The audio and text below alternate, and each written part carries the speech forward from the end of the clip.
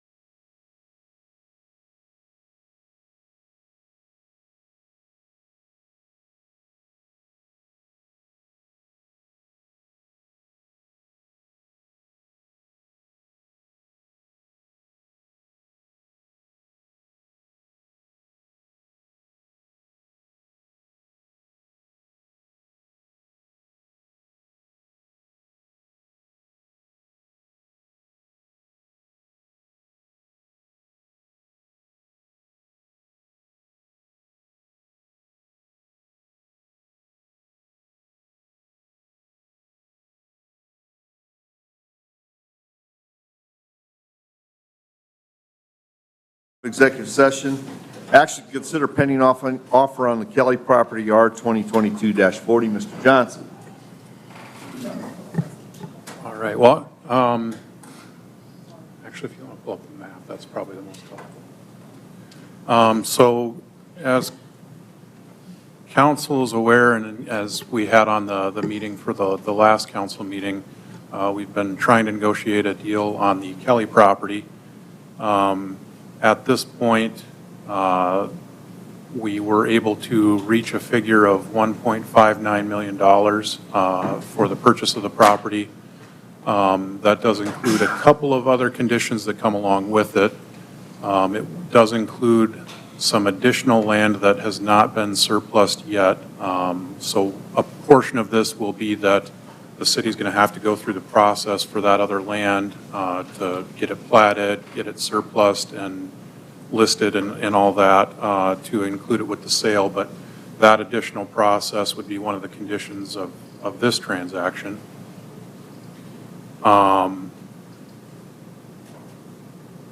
Stephanie has the map up there. As you can see, there's some higher elevation land off to the west of the main property. I'll just kind of try to get you the general location over here if I can see the mouse. So this section over here, there's kind of a ravine that separates it through this area, and then another one on this side. And then there's also another ravine that kind of runs along this edge of the main property. So the additional part that we're talking about would include this small section behind the existing sheds, and then this western portion, the higher elevations there. So kind of the next step after tonight, if the council approves this, would be to get those additional areas platted and surveyed. Then we would start going through the surplus process after that.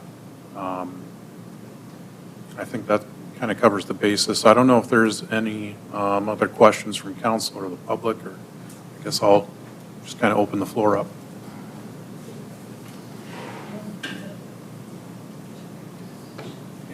Justin, how long will it take to do these things that you've talked about?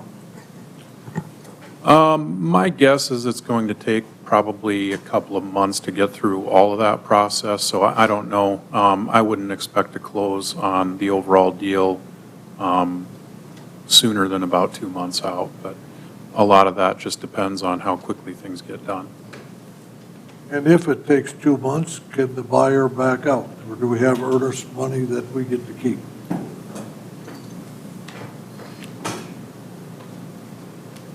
Trying to pull it up.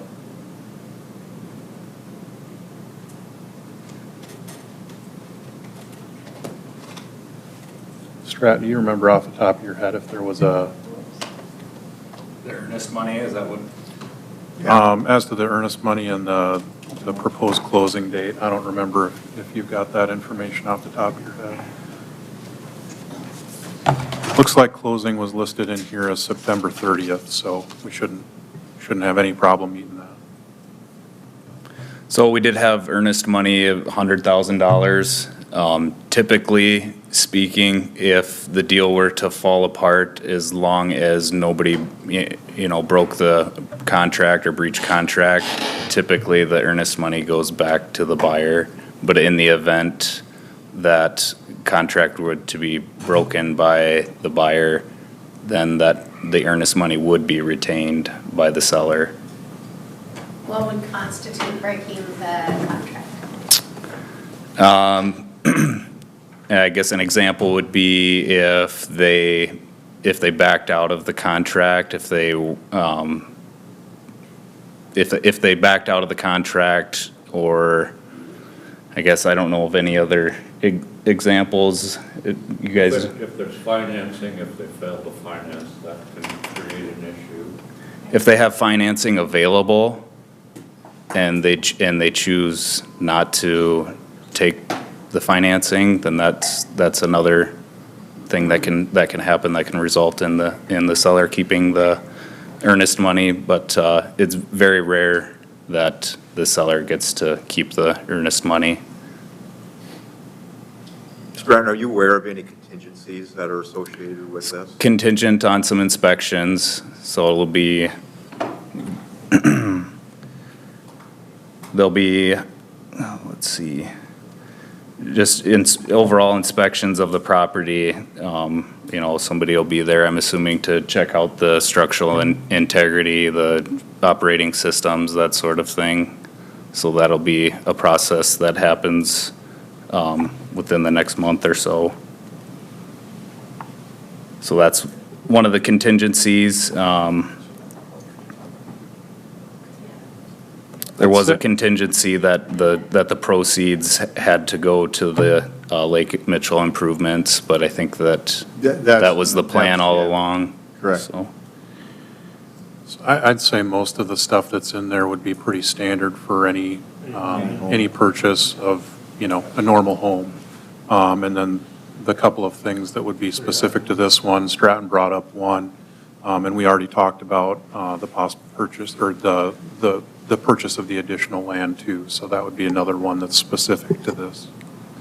But there isn't a contingency of selling an existing. no, there's no property sale contingency. Thank you. So.